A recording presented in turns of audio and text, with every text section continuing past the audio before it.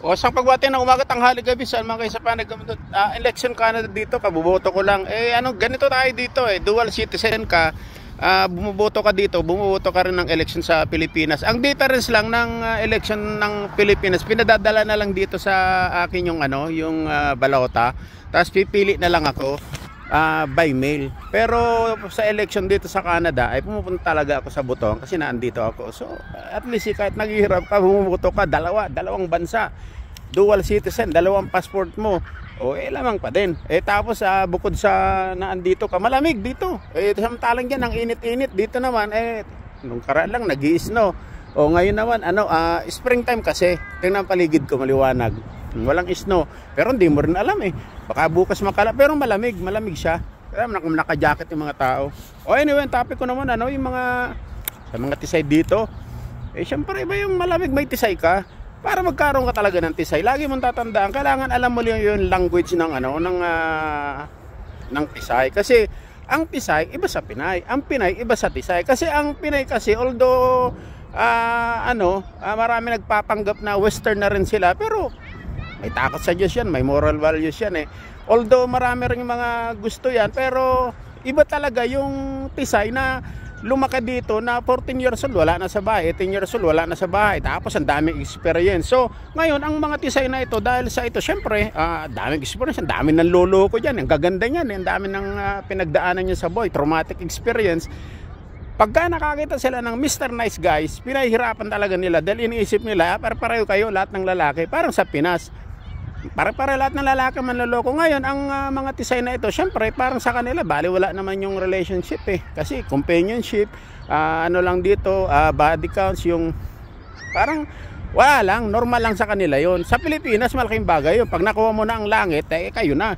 Dito iba, kaya dito yung pupunta ka dito makakakuha ka ng tisay, sasabihin mong ito na ang dawan kasi binigay, nakuha ko na lahat. Hindi ganun kasi baka mamaya tinikman ka lang niya tapos hindi ka na makakaulit.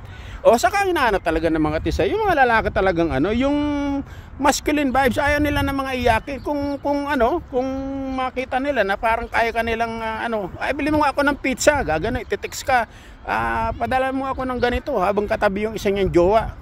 Kilala ko ganun nagulat pa yung katabi kasi umorder ng pizza, pina-order yung isang jowa niya. Grabe, ganun sila yung siyempre sa dami ng experience, sa dami ng pinagdaanan yan kaya kinakailangan talaga pagka yung pakita mo sa kanilang kakaiba ka, hindi naman kinakailangan maging mayaman ka, gwapong-gwapo ka. Ang mga tisay kasi hindi sila masyadong sa mga okay, yung siyempre yung looks importante siya, pero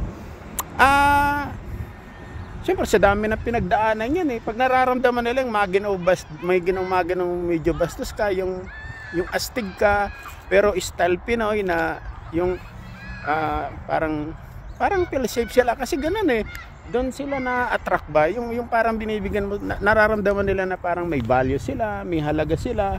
So importante din yun, pero ang pinakang talaga sa mga tisay yung wag ka talagang huwag kang sip-sip, yung ipakita mo sa kanya na may value ka, yung hindi ka sinungaling, tipong gano'n na, kasi pagka sinungaling ka wala ka na pinagkaiba sa iba, kasi syempre paano magtitiwala pagka walang tiwala sa iyo ang isang babae, hindi ka irerespeto. Pag walang respeto sa iyo, body counts ka lang kung gusto mo na. So ang importante talaga yung importante yung trust and respect para yung isang tisay sa'yo, yung ma-attach. At higit sa lahat talaga syempre emotionally, hindi mo naman kinakailangan maging mayaman hindi pera, syempre hindi, may pera din yan, huwag ka namang hihingi, syempre pangit naman yun. Ibig sabihin ang gusto lang naman kasi ng mga minsan parang may kasama lang sa pamamasyal, kakwentuhan, naihingahan ng loob, at tapos sila rin nagpo-provide kasi kilala ko ganun hindi naman mapera sama ka, papasyal niya, ganyan, sila naman gumagastos kasi wala namang panggastos yung kilala ko. Nagkikwento-kwento lang, pupunta sa mga adventures, yung may mga babae talagang ganun, kasi ang gaganda pa, di ba? Pero hindi sila pag hindi mo nakikita na sila ang future mo, kasi parang ang lakas ng loob mo, kung ayaw mo, parang iba pala ang dating ng ganun, yung kung ayaw mo, diwag, umalis ka. Ang impact For some reason, parang may options ka kahit wala, ganon. Saka huwag ka talagang magkukumit na yung parang yung damdamin mo, control mo, disiplina ang kailangan. Yun. Importante disiplina. Huwag yung pag maganda, isa na.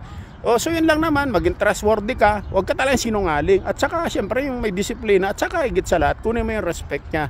Yun, para yung tisay kakapit sa'yo. Yun lang.